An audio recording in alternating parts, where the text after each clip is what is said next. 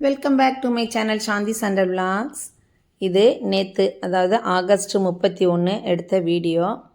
நேற்று எங்கள் அத்தைக்கு நினைவு நாள். எங்கள் அத்தை இறந்த நாள் நேற்று. எங்கள் மாமியார் அதாவது அவங்க இறந்து கிட்டத்தட்ட 15 வருஷம் ஆயிடுச்சு. ஸோ அவங்க இறந்த நாளை நாங்கள் எப்பொழுதுமே ஒரு 20 பேருக்கு, மேக்ஸிமம் 20-25 பேருக்கு சாப்பாடு கொடுக்குறத வழக்கமாக வச்சுக்கிட்டுருக்கோம். வீட்டில் சமைச்சி தான் கொடுப்பேன் எப்பொழுதுமே. நேற்று கூட கேட்டாங்க, கடையில் வாங்கி கொடுக்க வைப்பா, கடையில் வாங்கி கொடுத்துருவோமா அப்படின்ட்டு கேட்டாங்க. எனக்கு என்னவோ அது நானே செஞ்சு சமைச்சி அதை கொடுக்கறதுல எனக்கு ஒரு திருப்தி. அது இல்லாமல் புஜ்ஜிமா, மாப்பிள்ளை, சின்ன 3 பேருமே வந்திருந்தாங்க. புஜ்ஜிமாவுக்கும் மேரேஜ் ஆகி முதல் வருஷம் தம்பியும் வந்திருக்காங்களா. சரி, நம்ம வீட்டிலையே சமைச்சிருவோம் அப்படின்ட்டு தான் வீட்டிலையே சமைச்சேன். சாதம் அரிசி மட்டுமே கிட்டத்தட்ட 5-6 கிலோ அரிசி சமைச்சிருக்கேன். முட்டைக்கோஸ் பொரியல், எல்லாமே காய்கறி எல்லாம் இவங்க கட் பண்ணி கொடுத்துட்டாங்க. பிள்ளைங்க, எங்கள் வீட்டுக்காரவங்க கட் பண்ணி கொடுத்து ஹெல்ப் பண்ணாங்க. வேறு யாரும் ஹெல்ப்புக்கெல்லாம் யாரும் வச்சுக்கிறதெல்லாம் கிடையாது. பிள்ளைங்க ஹெல்ப் பண்ணாங்க, கிச்சனில் அப்பப்போ பண்ணிவிட்டு ஹெல்ப் பண்ணாங்க. மற்றபடி காய்கறி எல்லாம் கட் பண்ணி அவங்க கொடுத்துட்டாங்க. சாதம் பாருங்கள், சாதம் வச்சுருக்கேன். சாதமே பெரிய பானை தூக்கி வச்சுட்டேன். எனக்கு இந்த இவ்வளோ பெரிய பானையில் சாதம் வடிக்கவே தெரியாது ஃபஸ்ட்டு எனக்கு. சின்ன பானையில் தான் எப்பொழுதுமே சாதம் வடித்து தான் சாப்பிடுவோம் நாங்கள். பட்டு நான் எப்பொழுதுமே ஒரு 1/4 படி, கொஞ்சம் காப்படி கூட போடுறது கொஞ்சம் கடினம். கொஞ்சோண்டு தானே, ஒரு டம்ளர் 1/4 டம்ளர் தான் போட்டு அரிசி போட்டு வடிக்கிறது. இவ்வளோ பெரிய பானையில் நேற்று நான் சாதத்தை வச்சுட்டு அதை வடிக்கிறதுக்குள்ளே நாங்கள் 4 பேரும் சேர்ந்து, நான், புஜ்ஜிமா, சின்னு, அவங்க டாடி 4 பேரும் பிடிச்சிக்கிட்டே நின்றுட்டு இருந்தோம் பாருங்க. எங்களுக்கு பயமாக போய்ட்டு வேறு, ஐயோ இவ்வளோ பெரிய பானையில் வச்சிட்டோமே என்ன பண்ணுறது அப்படின்னுட்டு. பட் ஓரளவுக்கு நாங்கள் மெயின்டைன் பண்ணிட்டோம். அது மாதிரி 2 பானை ஒன்று வச்சுருந்தேன். எவர்சில்வர் பானையில் ஒரு இதில் சாதம் வச்சுருந்தேன், பத்தாது இல்லை அப்படின்னுட்டு. பாயசமும் சேமியா மட்டுமே ஒரு 3/4 கிலோ போல் போட்டிருந்தேன். சாம்பார் கொதிச்சிகிட்ருக்கு பாருங்கள். எப்பொழுதுமே அது எனக்கு அது மட்டும் இல்லாமல் அந்த வாட்டி கூட சொன்னாங்க, அதாவது என்னென்னா ஒரு வெஜிடபிள் பிரியாணி மாதிரி பண்ணியோ இல்லை புளி சாதம், தயிர் சாதம் மாதிரி பண்ணி கொடுத்துறேன்ப்பா அப்படின்னாங்க. வேலை ஜாஸ்தியாக இருக்குமே அப்படின்னாங்க. அதை பற்றி எனக்கு ஒன்றும் பிரச்சனை கிடையாதுங்க. நம்ம எப்பொழுதுமே இப்படி தான் நாங்கள் கொடுத்து பழக்கம். அதாவது ஃபுல் மீல்ஸு, சாதம், சாம்பார், ரசம், ஒரு வறுவல், ஒரு பொரியல், பாயசம், அப்பளம், இது கொடுத்து தான் வழக்கம். இந்த வாட்டியும் அப்படி தான் சாதம், சாம்பார் வச்சுருந்தேன். முருங்கைக்காய், கத்திரிக்காய், அவரைக்காய் எல்லாம் போட்டு சாம்பார் வச்சுருந்தேன். உருளைக்கிழங்கு, பட்டாணி வறுவல் பண்ணியிருந்தேன். முட்டைக்கோஸ், கேரட் எல்லாம் போட்டு பொரியல் பண்ணியிருந்தேன். பாயசம், தயிர் பச்சடி பண்ணியிருந்தேன். அப்பளம். இது எல்லாமே நம்ம ஹோட்டலில் கொடுக்கறது மாதிரியே ஒன்று தனித்தனியாக கவர் போட்டு எல்லாத்தையும் கட்டி ஒரு பெரிய கேரி பேக்கில் போட்டு பிளேட்டும் சேர்த்து வச்சு கொடுத்தோம் சாப்பாடு.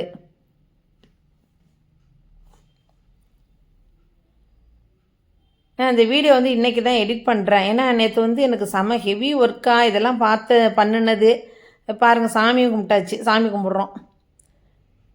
நேற்று ஆவணி ஞாயிற்றுக்கிழமையும் கூட, நேற்று 3வது ஞாயிற்றுக்கிழமையும் அதோட சேர்த்தாப்புல சாமி கும்பிட்டாச்சு. எங்கள் அத்தை, மாமா இவங்க தான், அவங்களோட அம்மா அப்பா.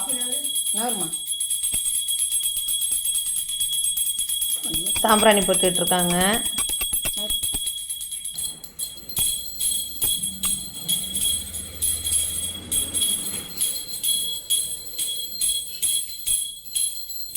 வீடே அலங்கோலமாக கிடந்துச்சு நேற்று.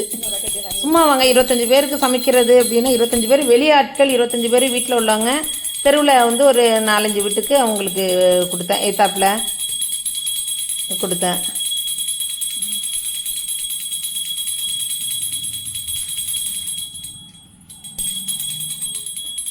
புடவை வச்சு மஞ்சள் குங்குமம் வச்சு சாமி கும்பிட்டோம். அதாவது ஆடி வெள்ளியில் கும்பிட்ற பழக்கம் இல்லை. அதனால் அத்தை இறந்த அன்னைக்கு அந்த நாளை கணக்கு பண்ணிவிட்டு வச்சு புடவை வச்சு சாமி கும்பிட்டோம். இன்னும் நல்லா சந்தோஷமாக சாமி கும்பிட்டோம், சூப்பராக சாமி கும்பிட்டோம். இப்போ அடுத்து சாமி கும்பிட்டுட்டு அவங்க சாப்பிடக்கூட இல்லை. எங்கள் வீட்டுக்காரவங்க, இல்லைப்பா நான் போய் கொடுத்துட்டு வந்துடுறேன் எல்லாருக்கும், ஃபஸ்ட்டு டைம் ஆகிடுச்சி. மணி இப்போ 2 மணி ஆகிடுச்சி. நாங்கள் கொடுக்கும்போது 2 மணி ஆகிடுச்சி. ஏன்னா பசியோட நிறைய பேர் சாப்பிட்ருப்பாங்க, நீங்கள் பேக்கெட்டை போடுங்க அப்படின்னோடனே அப்புறம் அதுக்கப்புறமா எல்லோரும் உட்காந்து, எங்கள் மாப்பிள்ளை தம்பியும் உட்காந்து எல்லாருமே பேக்கெட் போட ஆரம்பிச்சிட்டோம். எல்லாத்துலேயுமே ஒரு 20 பாக்கெட் போடணும் அப்படின்னா சும்மா இல்லை உடனே போடணும், எடுத்துகிட்டு ஓடணும். அங்கே கொண்டு போய் ரயில்வே ஸ்டேஷனுக்கிட்ட இந்த வேளாங்கண்ணி திருவிழாவுக்கு நிறைய பேர் போயிட்டுருப்பாங்க. எப்பொழுதுமே இந்த வேளாங்கண்ணி திருவிழாவுக்கு போகிறவங்களுக்கு கொடுக்குறது. ரயில்வே ஸ்டேஷன் இருக்குது, அங்கே எல்லாருமே ரெஸ்ட் எடுத்துக்கிட்டு இருப்பாங்க. அங்கே எடுத்துகிட்டு போனோம்னா அங்கே எல்லாருமே வாங்கிப்பாங்க. சாதம்னா எல்லாருக்குமே நிறையா நல்லா ஒரு கவரில் வைக்கிற சாதம் வந்து 2 பேர் சாப்பிட்லாம். இவருக்கு முட்டைகோஸ் பொரியல் வந்து அது தனியாக கவரில் இருக்குது. சாதம் எல்லாத்துலேயுமே ஒரு கவர்லேயுமே ஒன்று எடுத்து போட்டாங்க. இந்த ஹோட்டலில் கொடுக்குறது மாதிரியே ரசம், சாம்பார் இதெல்லாம் எல்லாத்தையுமே கட்டி எல்லாமே ஹோட்டலில் கொடுக்குற மாதிரியே வச்சு நீட்டாக கொடுத்துருவோம். நான் கூட லாஸ்ட்டு டைம் எனக்கும் தோணுச்சு, சரி பேசாமல் நம்ம கலவி சாதம் மாதிரி பண்ணலாமா அந்த வாட்டி அப்படிங்கிற மாதிரி. புஜ்ஜிமா வேண்டாமா அப்படின்னுட்டா. இல்லைம்மா நம்ம எப்பொழுதுமே இப்படி தானே கொடுப்போம், நம்ம கொடுத்துக்குமோ, ஒன்றும் பிரச்சனை கிடையாது அப்படின்னுட்டா. நாங்கள் தான் ஃபுல் அண்ட் ஃபுல்லாக நாங்களாவே கிச்சனில் நானே நின்று பிள்ளைங்க ஹெல்ப் பண்ணாங்க. கைக்கு ஒன்று எடுத்து கொடுக்கறது பண்ணுறதுக்கெல்லாம் ஹெல்ப் பண்ணாங்க. அது டோட்டலாக பார்த்தீங்கன்னா நேற்று மட்டுமே வந்து ஒரு நான் 50 பேருக்கு சமைச்சிருப்பேன்னு வச்சுக்கோங்களேன். சாதம் பாக்கி வச்சா சாதம் கூட அங்கே அவ்வளவு இருக்குது. நான் அதுவே வத்தல் போடலாம் அப்படின்ட்டுருக்கேன். அதுக்கப்புறம் வந்து கொடுக்கறதுக்கு ஒன்றும் இல்லை, ஆள் யாரும் இல்லை, கொஞ்சம் டைம் ஆகிட்டு. எங்கள் அத்தைக்கு எப்பொழுதுமே இப்படி தான் நாங்கள் கொடுத்துக்கிட்ருக்கோம். எங்கள் மாமாவுக்கு வந்து மாமனாருக்கு திதி கொடுத்துருவாங்க. திருவாரூரில் போய் கமலாலயம் குளத்தில் போயிட்டு அங்கே போயிட்டு திதி கொடுத்துட்டு வந்துடுவாங்க.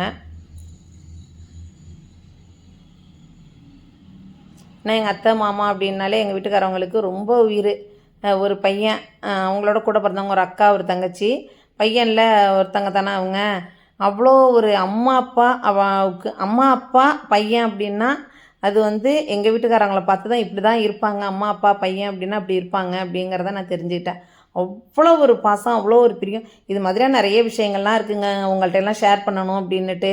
நீங்கள் மறக்காமல் என்னோடய விலாகை, என்னோடய சேனலை சப்ஸ்கிரைப் பண்ணுங்கள். அது மட்டும் இல்லாமல் சாந்தி சண்டல் விலாக்ஸை சப்ஸ்கிரைப் பண்ணிவிட்டு நிறைய பேருக்கு ஷேர் பண்ணுங்கள். உங்கள் ஃப்ரெண்ட்ஸ் அண்ட் ரிலேட்டிவ்ஸ்க்கெலாம் ஷேர் பண்ணுங்கள். நிறைய பேர் நீங்கள் பார்த்தீங்கன்னா தான் என்னோட நிறைய விஷயங்களை உங்கள்கிட்ட ஷேர் பண்ணுறதுக்கு எனக்கு ஆசையாக இருக்குது.